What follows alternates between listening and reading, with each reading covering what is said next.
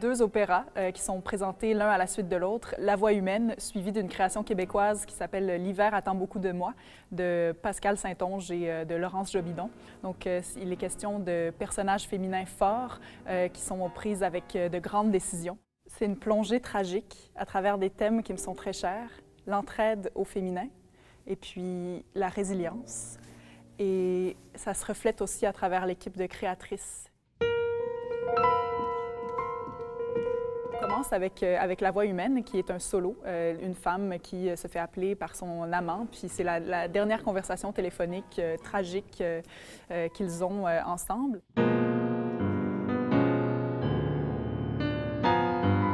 Le personnage de la femme que j'incarne dans La Voix humaine, c'est en fait un rôle majeur qui dure 40 minutes seul sur scène avec le piano seulement, donc un gros défi.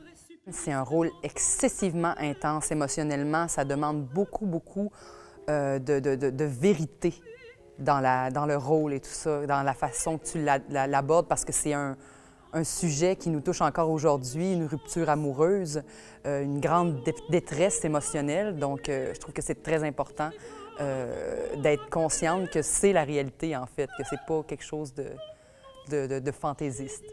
Il doit être aux records. Même si ça se passe dans les années 1930-1940, c'est là-dedans qu'on situe l'opéra. Ça reste que c'est un sujet qui est totalement de nos jours, là. Les ruptures, la dépression, se sentir délaissé, être dans une mauvaise relation aussi avec quelqu'un qui est nocif. On la découvre, on découvre sa détresse, on découvre l'homme aussi, même si on ne l'entend jamais parler. On ne fait que deviner, dans le fond, ses mots, vu qu'elle parle au téléphone, elle lui parle, donc on devine qu'est-ce qu'il lui dit. Et voilà, c'est comme cette relation-là qu'on découvre et sa grande détresse émotive.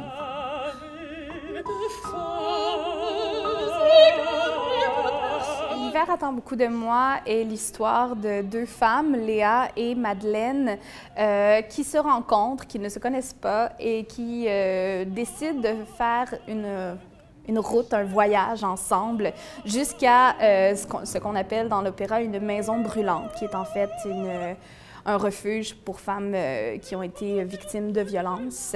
Léa a besoin de cette maison-là dans l'immédiat. Elle est dans une situation qui l'oblige à se diriger vers cette maison, tandis que Madeleine a fait ce chemin-là par le passé et va revivre en faisant cette route-là toute une foule d'émotions, à revivre ce moment-là comme si elle y était à nouveau. She is a 20-year-old woman who is pregnant, and she's fleeing an abusive relationship with her boyfriend. She's also just looking for a better life for herself.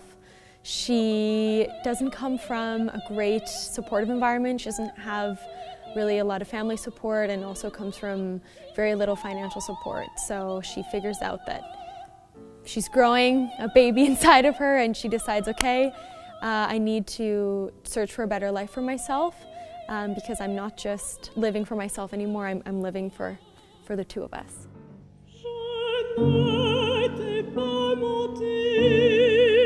En fait, je me suis inspirée des femmes autour de moi, des témoignages, de l'histoire des femmes. On connaît toutes une femme autour de nous qui a vécu soit de la violence conjugale, de la violence verbale, de la manipulation. Puis toutes ces histoires-là, ces témoignages-là, ben, je m'en inspire pour créer Madeleine. C'est sûr que dans cette pièce-là, il y a énormément d'influence de la musique française impressionniste. Étant donné qu'il y a une zone très floue entre des fois la réalité et le souvenir, je trouvais que ce type de musique-là venait vraiment bien supporter le propos, donc c'est pour ça qu'il y a ce type d'influence.